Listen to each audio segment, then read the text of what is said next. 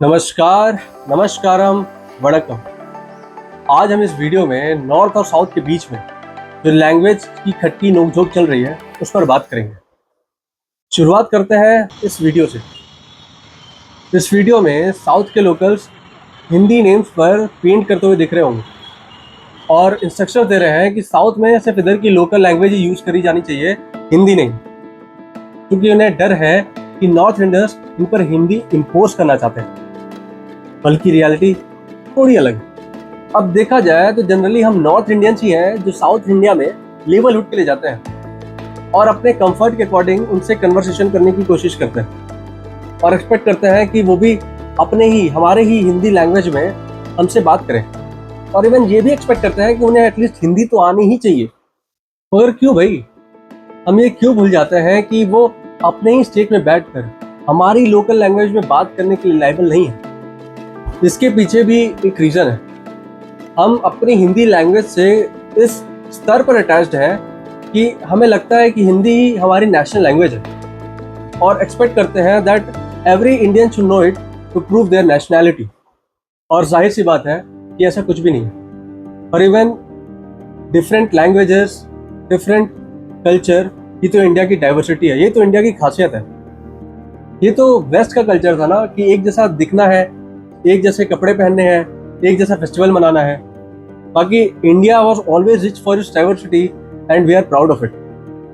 अब स्वाभाविक सी बात है कि हम किसी भी स्टेट में अगर लीवरहुड के लिए जाते हैं तो हमें थोड़ी बहुत उधर की बोलचाल भाषा तो आनी चाहिए ताकि हमारा कॉन्वर्सेशन भी कन्वीनियंट हो और हम उधर की लैंग्वेज का रिस्पेक्ट भी कर सकें।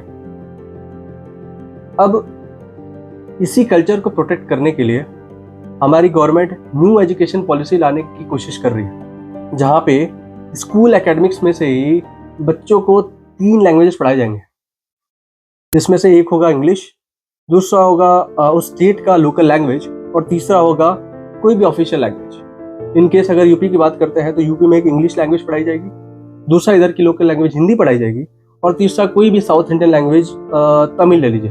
वैसे ही बिहार में इंग्लिश हो गई, हिंदी हो गई, तेलुगु हो गई। वैसे हरियाणा में हिंदी हो गई, इंग्लिश हो गई और कन्नड़ हो गई।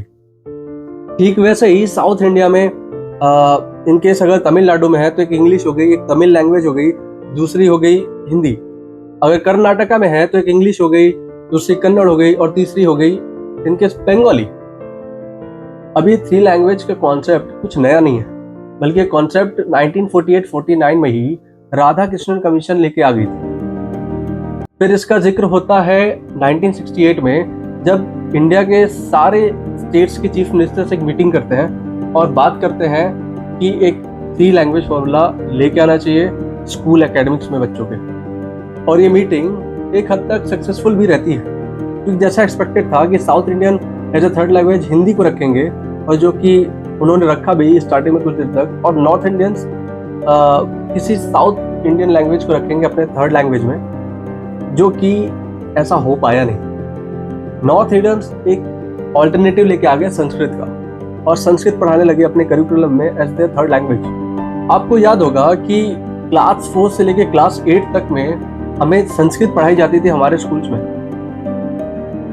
जबकि हमें तमिल या कन्नड़ पढ़ना चाहिए था उस टाइम पे। और इसका खामियाजा हमें बाद में भुगतना पड़ता है जब हम अपनी हायर स्टडीज़ के लिए, हम में से कुछ लोग बैंगलोर जाते हैं, कुछ जॉब्स के लिए भी बैंगलोर जाते हैं, और हमें वहाँ पे कन्नड़ नहीं आती, तो हमें कुछ लैंग्वेज डिस्पैरिटी फेस करनी ही पड़ती है।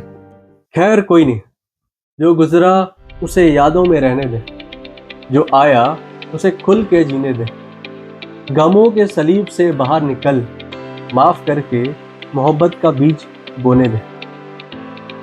नेशनल एजुकेशन पॉलिसी वो मोहब्बत का बीज है जो हमारी सरकार बोने के लिए तैयार है।